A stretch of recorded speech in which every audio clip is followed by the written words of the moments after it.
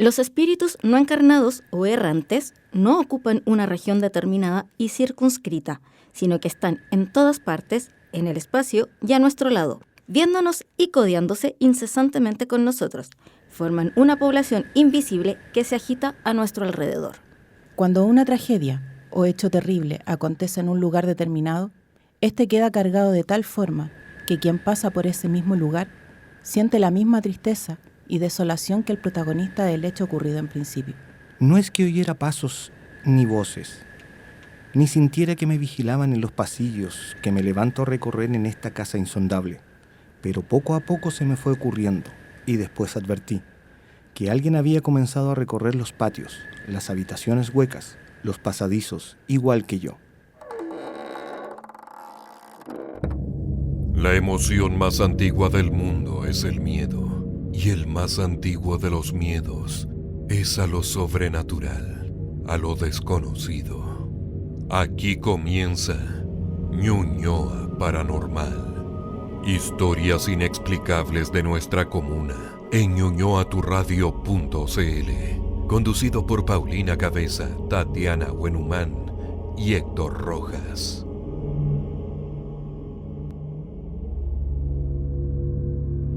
Bienvenidos y bienvenidas al segundo capítulo de Ñuñoa Paranormal. En él vamos a hablar de uno de los lugares más emblemáticos de nuestra historia mágica, no solo de la comuna, sino que de todo Santiago. Quienes habitamos en Ñuñoa, alguna vez en nuestras vidas la vimos, pasamos por fuera y sentimos esa sensación de que alguien nos observaba desde el interior, esa incomodidad que nos hacía apurar el paso. Las y los invitamos a conocer un poco más acerca de la Casona Mujica. Acompáñennos en este terrorífico viaje.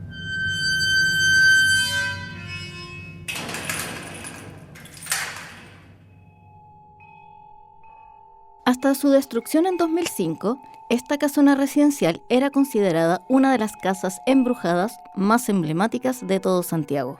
Ubicado en la intersección de las avenidas Grecia, Bustamante y Mata Oriente, fue construida en 1915 por la familia Mujica sobre un terreno de 1.600 metros cuadrados, con el objetivo de que fuera el hogar de los patrones del gran fundo que era entonces Ñuñoa.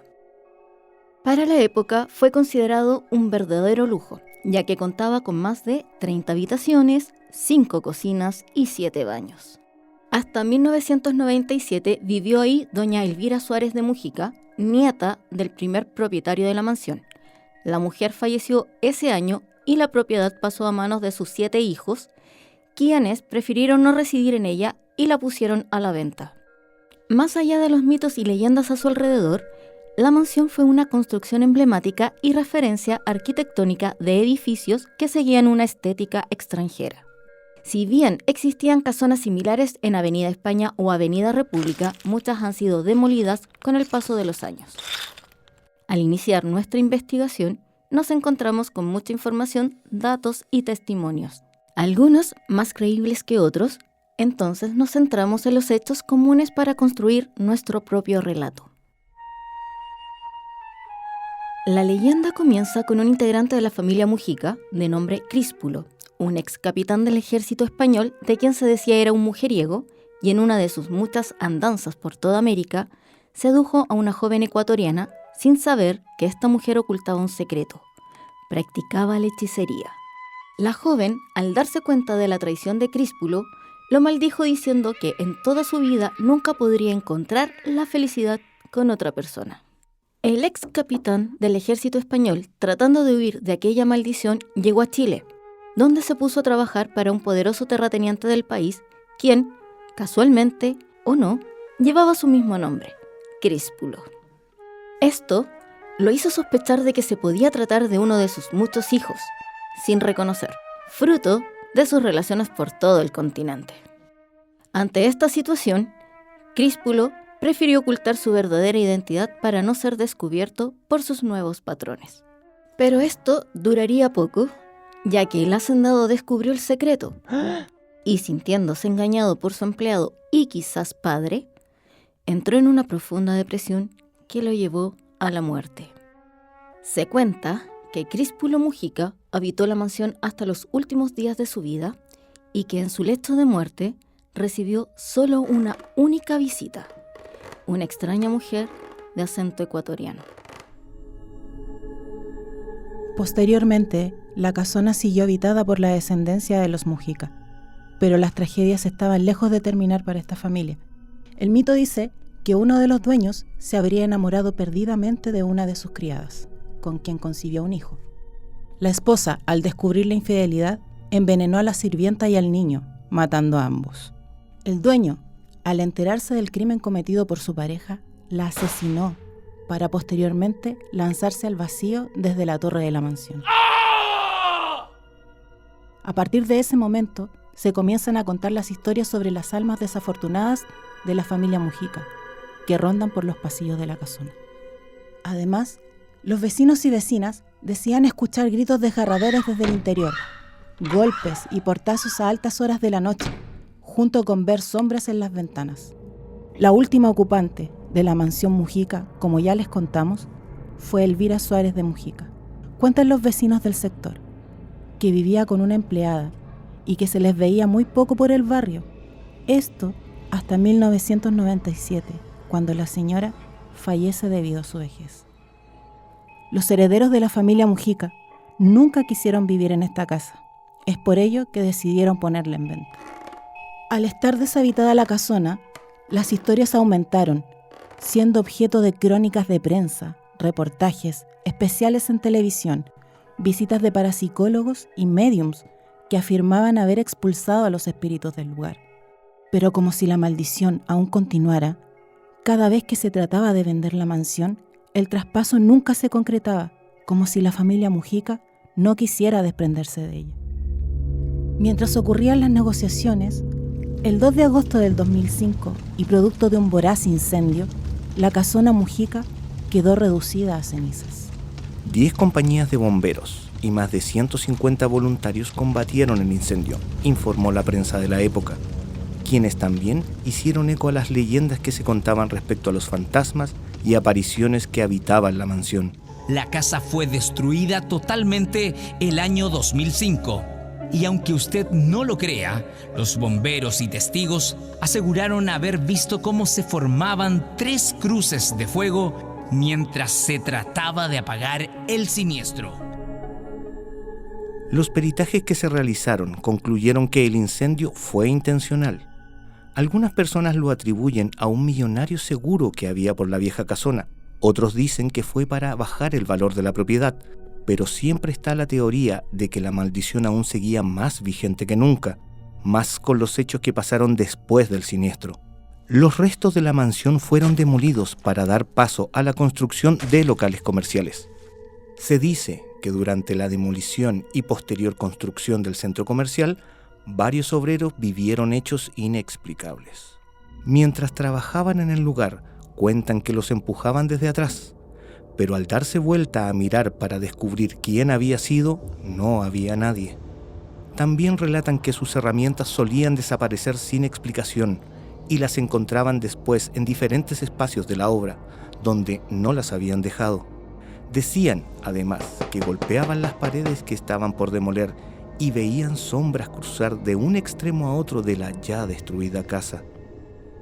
Si llegaron a pensar que estas historias sobrenaturales terminarían con la demolición de la vieja casona, los habitantes del sector le responderían todo lo contrario, ya que siguieron ocurriendo extrañas cosas en los locales comerciales que se construyeron ahí, es decir, la farmacia y el banco.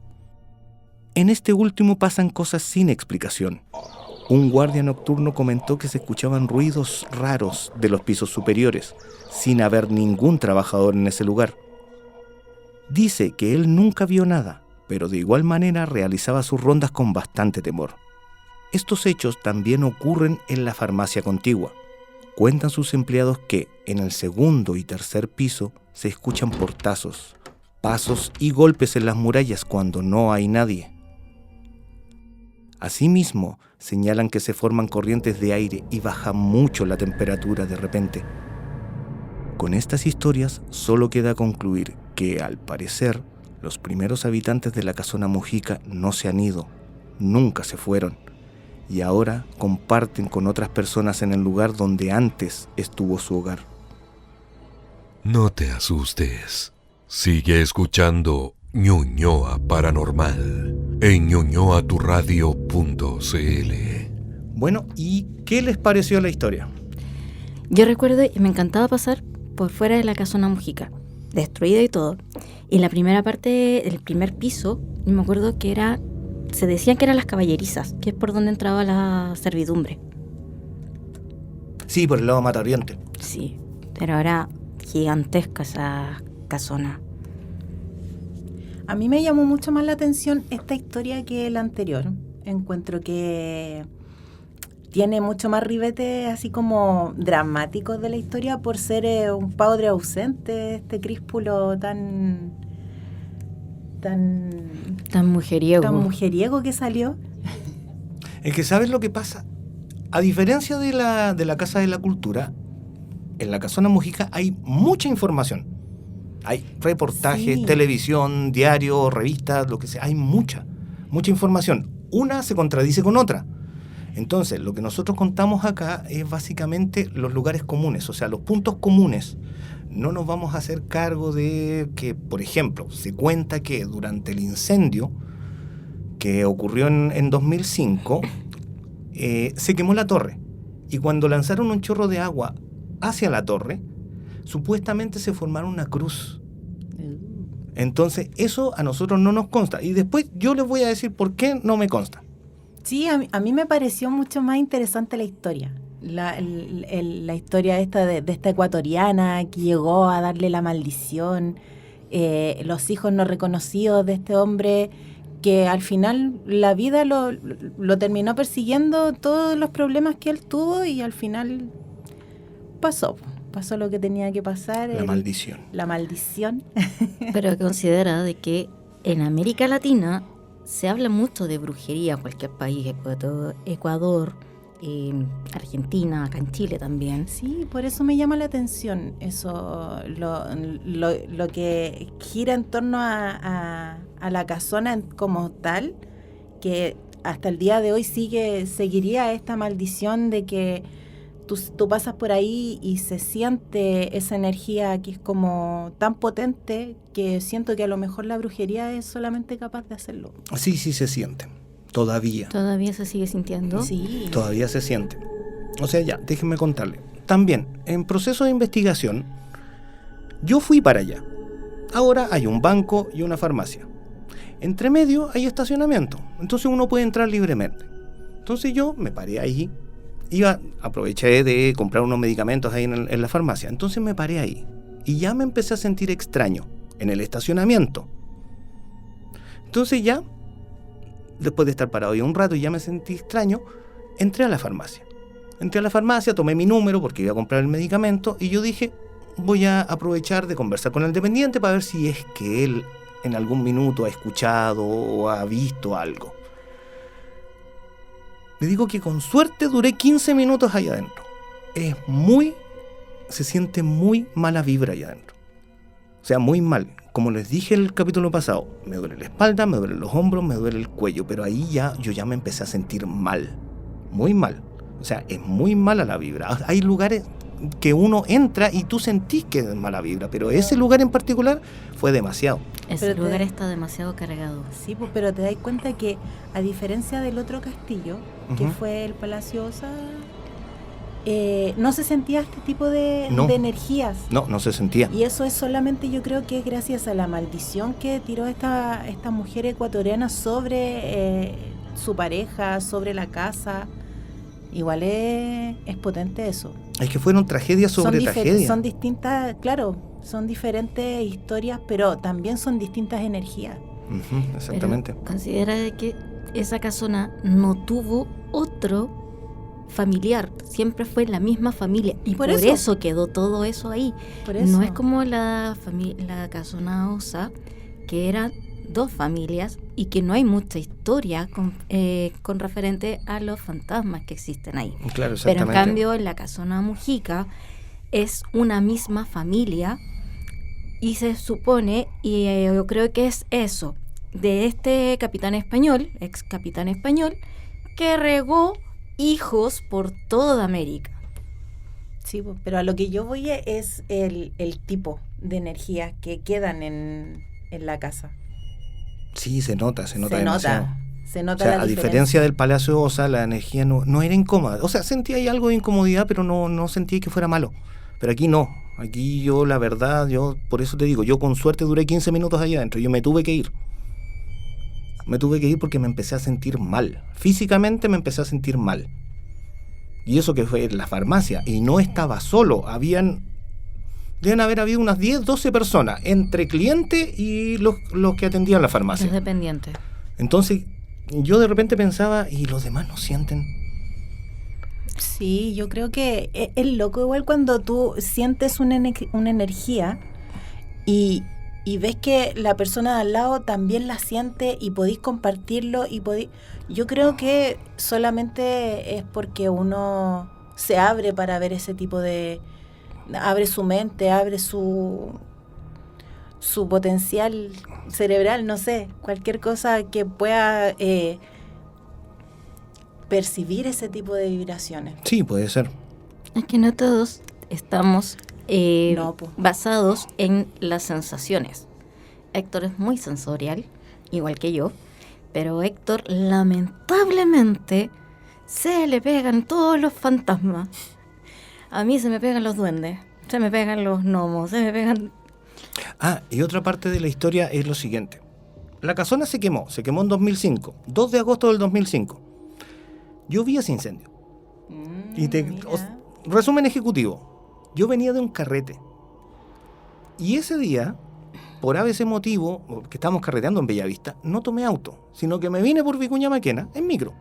Entonces tenía que hacer el transbordo en Vicuña Maquena con Grecia para subir por Grecia. Y justo en el paradero que estaba frente a una ferretería que ya no está, vi cómo se quemaba la casona. ¿A qué hora más o menos fue eso? Tiene que haber sido como 3, 4 de la mañana. Eso fue de madrugada. Fue de madrugada. Empezó alrededor de las 2 de la mañana porque decían que habían gente que dormía abajo. En donde estaban las caballerizas había gente durmiendo. Indigentes. Indigente. Sí, que se metían indigentes. De hecho, hubo varios amagos de incendio antes de que se quemara completa. Y le echaban la culpa a los indigentes que prendían fogata. Entonces, esa noche, yo vi el incendio, vi que estaban todas las compañías. Ese día yo me tuve que ir a pie a la casa porque, como estaba cortado el tránsito, claro. Entonces por eso te decía que a mí no me consta que cuando tiraron el chorro a la torre aparecieron 3 cruces, porque yo no lo vi. Yo vi que se estaba quemando completa, yo vi cuando la torre se estaba quemando, que le tiraron el chorro. Yo por lo menos no vi esas 3 cruces. Entonces eso a mí no me consta. ¿Quién dice lo de las 3 cruces? En muchos relatos dentro de la investigación, muchas personas dicen que vieron esas 3 cruces. Uno dice que fueron 3 cruces que eran de color negro, otros 3 cruces que se formaron con el fuego. Entonces no hay una claridad referente a eso. Entonces, y eso entre bomberos y gente expectante. Claro, entre los vecinos y bomberos. Y claro. Periodistas también, porque también un periodista había dicho que también le pareció haber visto el tema de las cruces. Y por eso te digo, yo estaba ahí, tengo que haber estado, como te digo, tienen que haber sido unos 50 metros, más o menos, claro. Entre la esquina de Bustamante con Grecia a la otra esquina. Y yo al menos no vi nada. Entonces, no lo sé, puede ser parte de la leyenda urbana. Sí.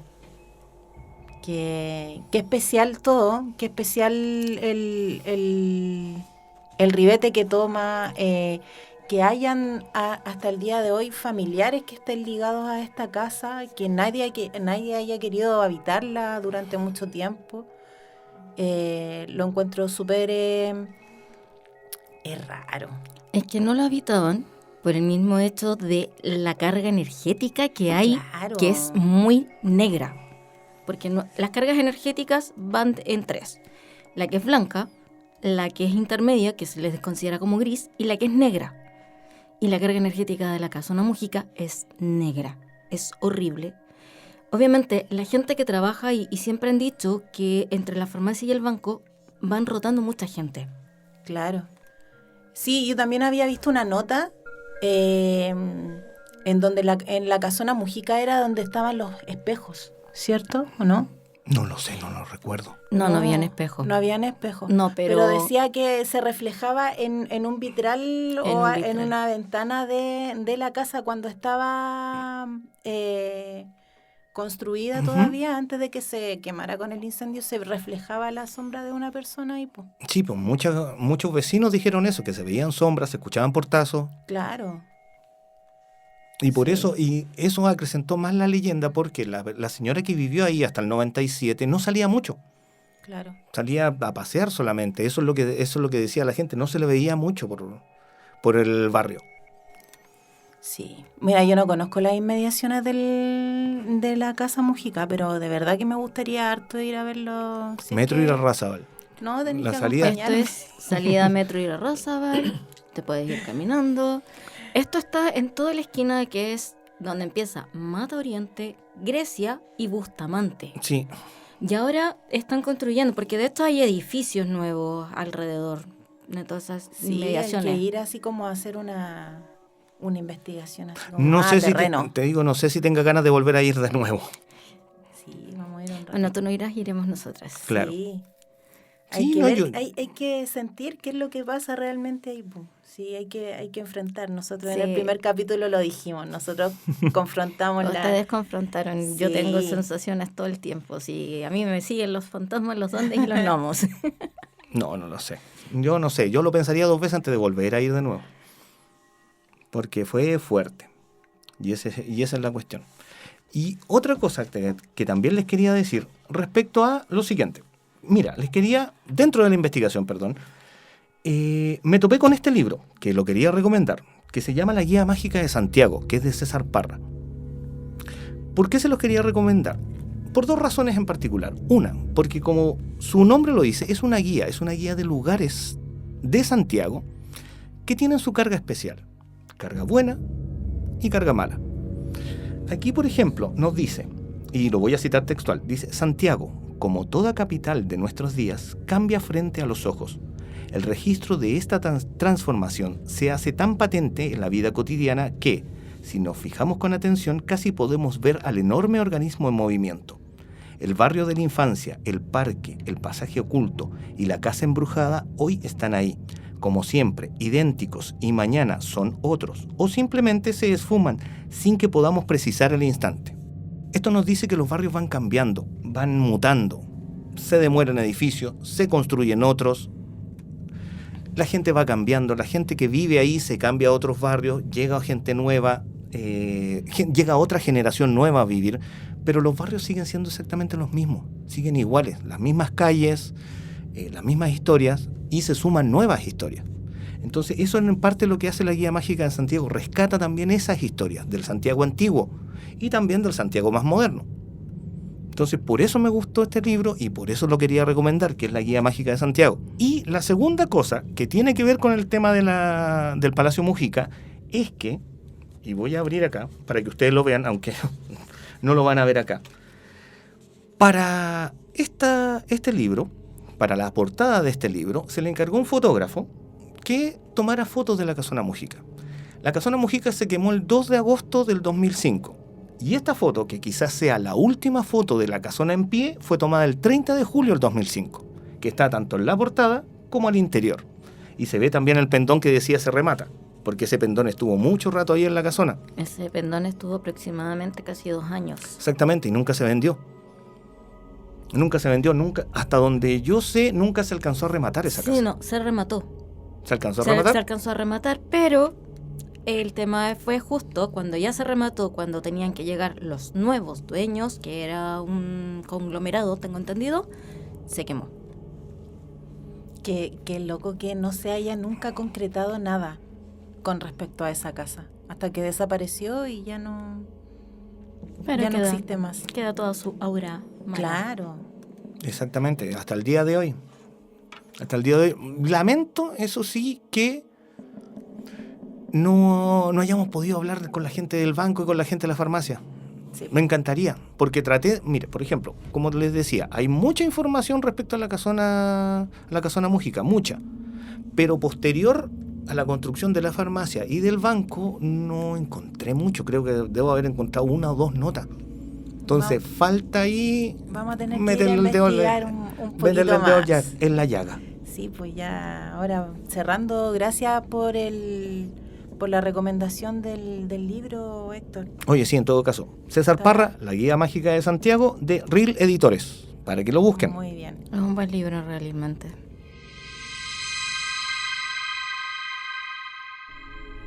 Gracias por acompañarnos con nuestros relatos sobre entes en estos hermosos y tétricos edificios de nuestra hermosa comuna Ñuñoa. Yo también me voy a despedir ahora de este segundo capítulo de podcast diciendo que aunque en muchos de sus aspectos este mundo visible parece formado en amor, las esferas invisibles se formaron en terror. Yo también me quiero despedir y con la siguiente frase.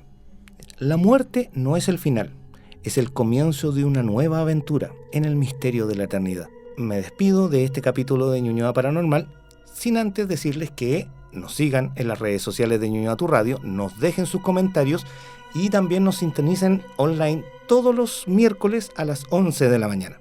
Mi nombre es Héctor y este fue Ñuñoa Paranormal. Nunca tomen a la ligera los sonidos que trae la noche.